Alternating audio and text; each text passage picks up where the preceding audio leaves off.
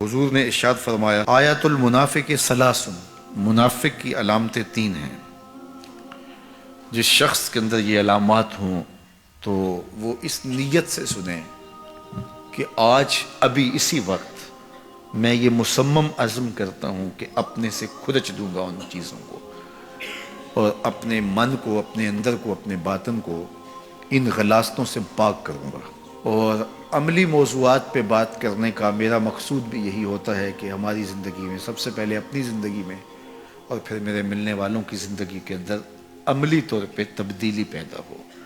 تو اس نیت کے ساتھ جب آپ سنیں گے تو اللہ برکت کرے گا۔ تو سنیے رسول رحمت نے ارشاد فرمایا صلی اللہ علیہ وآلہ وسلم نے کہ منافق کی نشانیاں تین ہیں۔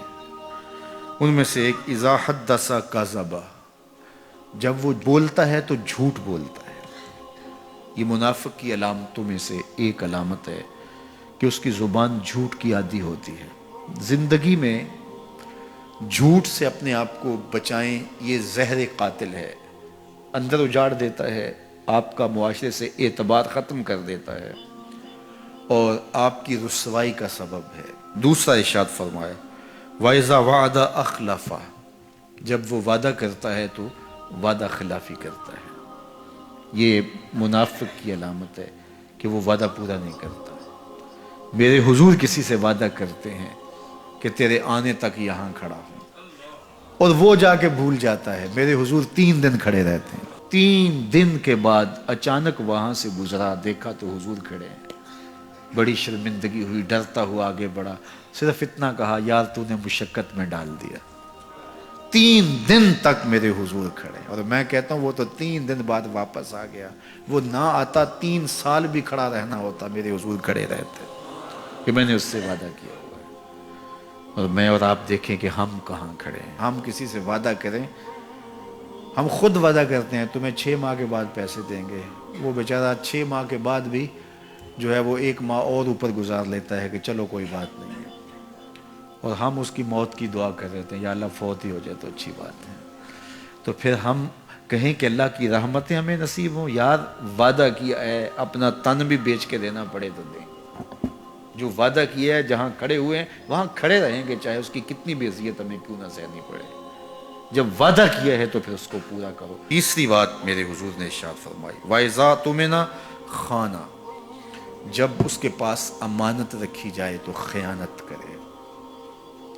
اس کے پاس پیسے رکھے جائیں، دولت رکھی جائے، کوئی زمین اس کے نام کوئی کر دے کسی وجہ سے، کوئی اور اس کے پاس امانت رکھ دے تو وہ اس میں خیانت نہ کرے، بلکہ آپ کے پاس کوئی بات امانت رکھی جائے تو اس کو بھی جو ہے وہ لوگوں تک نشر نہ کرے۔ تمہارے کان میں اگر کوئی بات کرے تو وہ امانت ہے، جب وہ بات کر رہا ہو تو دائیں بائیں دیکھ رہا ہو، تو پھر اس کا مطلب یہ ہے کہ وہ یہ چاہ رہا ہے کہ یہ بات کوئی اور نہ سنے، تو پھر صاحب امانت کو چاہیے کہ کوئی اور نہ سنے۔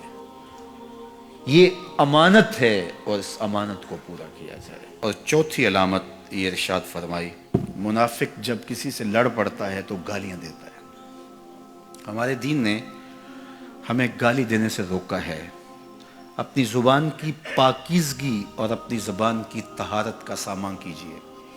آپ کسی بھی حالت میں ہوں، آپ کے اوپر کوئی کتنی بھی زیادتی کر رہا ہو، آپ کو کوئی تھپڑ بھی مار رہا ہو تو آپ اس کا مقابلہ ضرور کریں، لیکن آپ کی زبان گندی نہیں ہونی چاہیے۔ یہ غصے کے وقت ہی تو انسان کا پتہ چلتا ہے۔ ظفر اسے آدمی نہ جانیے چاہے جتنا بھی ہو صاحب فہم و ذکا، جسے عیش میں یاد خدا نہ رہی، جسے تیش میں خوف خدا نہ رہا۔ عیش کی زندگی ہو یا تیش کی زندگی، خوشی کا مرحلہ ہو یا مرحلہ غم ہو، آپ دیکھو نارمل زندگی کے اندر تو آپ معتدل ہوں گے ہی ہوں گے، لیکن جب آپ کا بیلنس خراب ہوتا ہے خوشیوں کے وفور کی وجہ سے، اس وقت پتہ چلے گا۔ یہ ہے انسان کا امتحان، یہ ہے انسان کی آزمائش۔ منافق کی علامت بتائی گئی وَإِذَا خَاصَمَ فَجَرَ، جب وہ کسی سے لڑائی کرتا ہے تو پھر گالیاں بکنا شروع کر دیتا ہے۔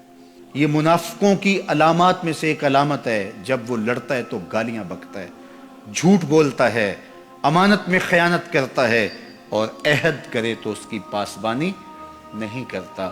اللہ ہمیں عہد کی پاسبانی کی توفیق دے۔